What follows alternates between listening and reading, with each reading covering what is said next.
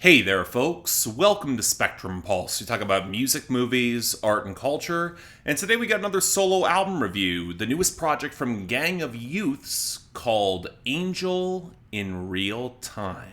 One thing about being a music critic in a space where parasocial relationships get cultivated is that you get a lot of folks recommending acts to you saying, oh, it's gonna be so up your alley, or you like this, you'll definitely like this. And taking all of it at face value, I put this outside of your standard review request because that comes built with the assumption that they know enough to find something that you might actually like. And when you've got a catalog of review content as extensive as I do, it's worth at least the assumption that, hey, they might have figured out or found something. And yet, to be very honest, I'm a lot more sensitive to this sort of thing that a lot of people might expect, in that I'm nearly always skeptical when folks say it. Not in a you can't possibly know me sort of thing, but I have been down this road so many times before. Sometimes it comes with folks recommending stuff that they like so much that they got to assume a critic they like would like it too. Sometimes it comes with just assumptions of genre. I got a lot of folks requesting Midwestern emo just because I love Spanish love songs as Brave Faces Everyone back in 2020. And that was all the more disappointing when you hear so many acts fall short and some of the novelty starts slipping away. And maybe some of it actually comes with having to actually interact with people in real life,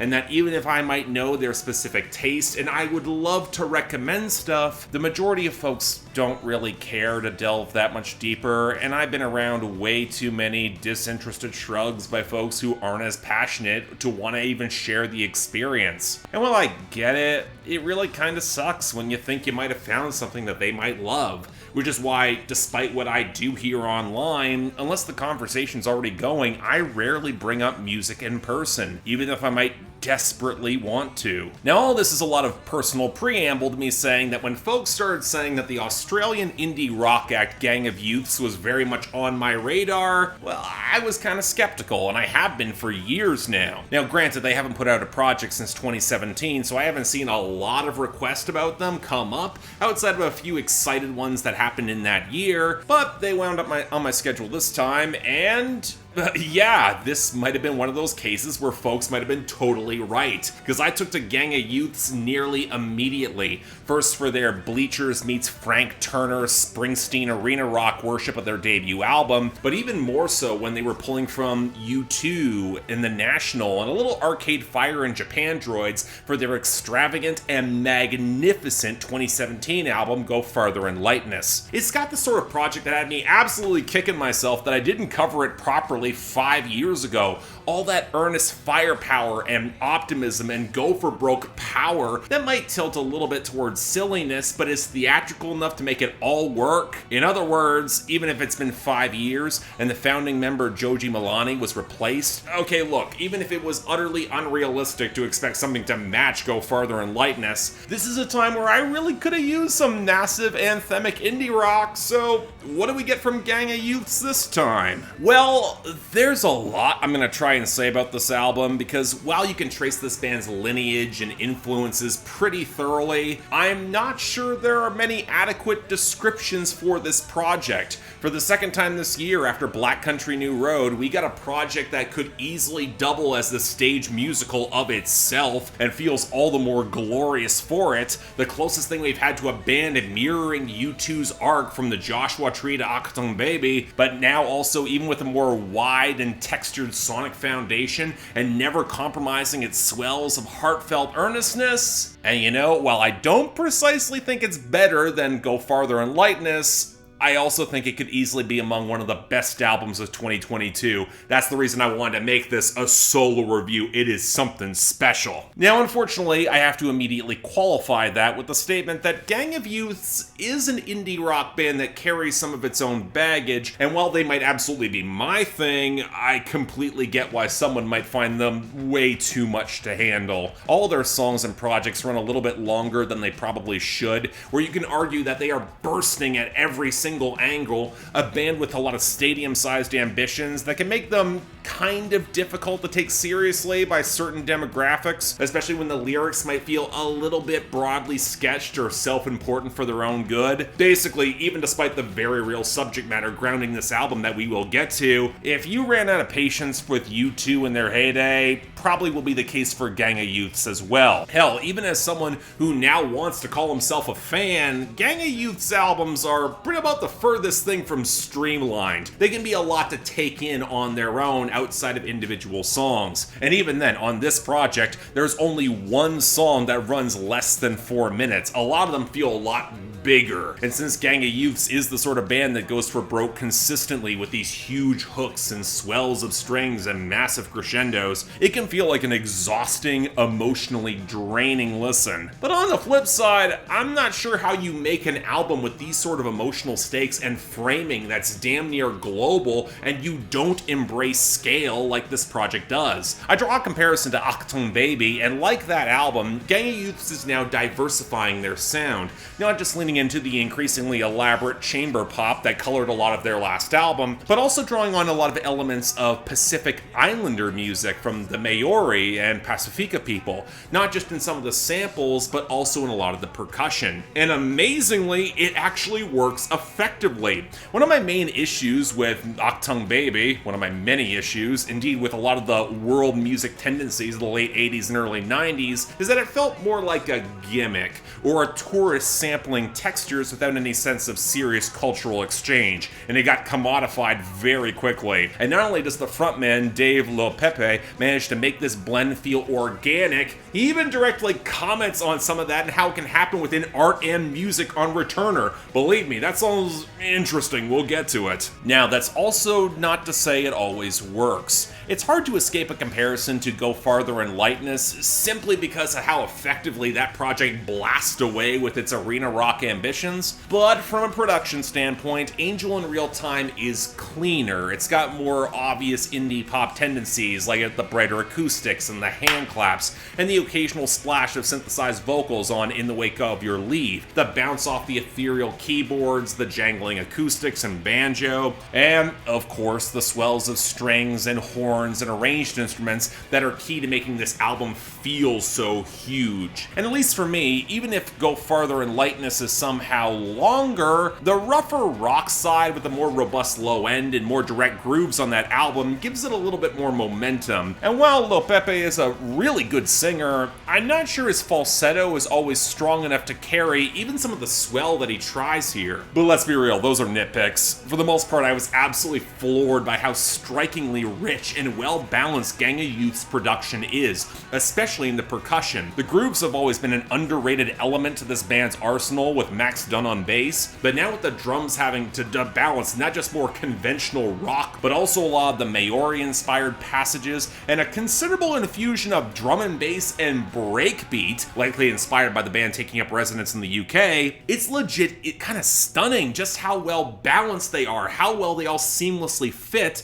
but also how much crisp texture and punch they still have to actually manage to keep up the tempos and momentum. But even going beyond that, there are so many instrumental moments I have to highlight that blow me away. The gorgeous string swell on the bridge of You and Everything, and the hook of the man himself, the killer bass smashing into the choppy acoustics of The Angel on 8th Avenue, the sneering, trashy, but barroom elegance of Returner, the horns splashing through the National-esque unison, the quaking, yearning sadness of the hook of Spirit Boy, the spare but very textured piano ballads of Brothers and Hand of God that serve as some very welcome breathers, and especially how it all just culminates on the closer Goal of the Century. But then there's The Kingdom Is Within You, which between the driving piano line, the surge of guitar in the second verse, and those strings on the bridge, it might be one of the best songs I have heard in 2022 thus far. It's rare that a single song makes me immediately want to go back and listen to it 5 more times after hearing it once. We're talking songs like Rain in Soho by the Mountain Goats that pulls that off. This is absolutely one.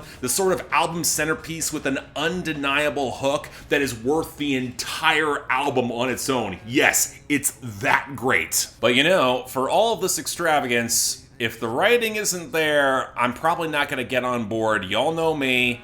Let's talk content. Now, let's go back briefly to Achtung Baby. A deflection that U2 embraced on that album and really throughout the 90s was irony, where they could play to the grand, pretentious ambitions, but also somewhat keep things at arm's length, kinda take the piss out of all of it. Now, I'll say it, this isn't something I really cared for, given that the ironic show of deflection can feel increasingly hollow, and it did throughout the decade, an empty disavowal that doesn't really change emotionality or material affect. Take notes, Gen Z, some of us see right through this as you bring it back. And that's also one reason why I find this album so impactful, because despite the stylistic change, all that earnestness is still there. On the surface, this is a project reckoning with and a commemoration of Dave LoPepe's late father, who passed away in 2018. He's a figure who has loomed large over albums like Go Farther and Lightness, reportedly inspiring some of the balance between the rock intensity and the lush,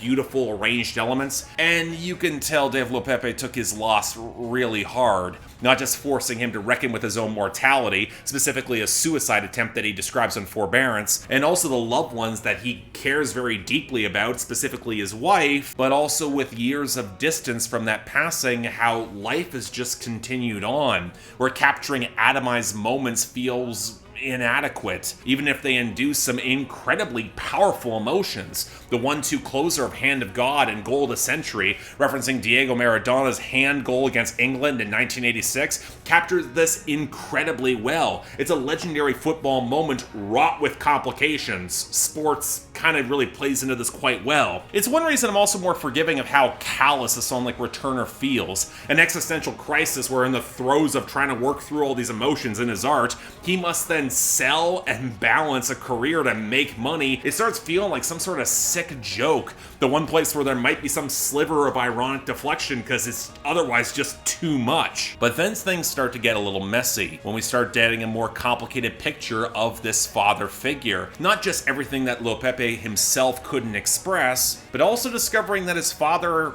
had fathered and abandoned a few other children around the world. And he only comes to find this out years later, leading to the stripped down piano ballad Brothers, where he has to contextualize or maybe even forgive his late father. And discovering the human failings of your parents, that might have been enough to actually deepen this album, but then he goes even further, highlighting the racial context in not just connecting to his Samoan and Maori heritage, but also the discrimination his father might have faced, which may have spurned those questionable decisions to travel and leave them behind to chase a better life, and at what cost. But also how that spilled over to his own experience. And that adds further tangles to the frustration and anger. And while you can try to compartmentalize some of this within your own life, and especially art, you kind of have to, the messy truth is that time as we experience it doesn't work like that. A continuous flow within systems that might be outside your direct control, where you might be stuck trying to cling to moments to contextualize a bigger world, but let's be real, people and the world itself are ever changing. And as much as you want to control that arc, ultimately you can't. You gotta learn to live within it, work with what you can change, and learn to tolerate the rest. And for an act that strives to sound so huge, it's a remarkable thing to have the capacity and the humility to look on in wonderment at a world that's even bigger, which is something you too could sometimes miss. And the fact that the human drama does not get lost up in the swell feels like a testament to how you could make those huge emotions still feel very tangible and connect to them. And at the end of the day, you know, I don't know if this album's gonna get the acclaim or the reception that it should. You could argue that Gang of Youths play way closer to an early to mid-2010s approach to earnestness and millennial sincerity that doesn't really seem to have the same sort of direct resonance for that next generation who is returning behind the shields of irony. I mean, it happened between the 80s and the 90s, and it's a very big reason that certain acts change with the times. Look at U2. On the flip side, that influence from The National is clearly targeting an older demographic, then they are allowed to get music too. And the fact that a lot of folks, what they embrace ironically, eventually swings around to unironic appreciation, it might give Gang of Youths more staying power with a project like this, and I genuinely hope they get that, because this is something special. Gorgeous production, writing that can swing for the fences, but also deliver some layered complexity, a band that can be heartbreakingly earnest and straightforward, but also showcase a range of emotionality, highlight that humanity. Oh, and also some of the best hooks I've heard in 2022. This is the album to beat this year thus far, folks. You likely haven't heard much of them, but if you weren't lucky enough to get on board with Go Farther and Lightness, This is a prime opportunity to find something special. Make it in real time. Check this out. So yeah, thanks a lot for watching. If you'd like to like and subscribe, I would be extremely grateful. I know this is a little bit surprising. I was actually planning on getting an On the Pulse episode out before then, but hey, this came up and I figured I needed to make this a solo review. It's magnificent. If you got comments about that, leave down there below. Again, highly want to hear some discussion about this project. But beyond that, anything else I might be able to do to improve my presentation, I'm all ears. But if you guys want to get albums on my schedule, potentially get into my Discord, or hell, just support the channel, link to my Patreon right over there. Don't feel obligated if you don't have to, but options available. Till then, I'm Mark, you're watching Spectrum Pulse, and I'll see you next time.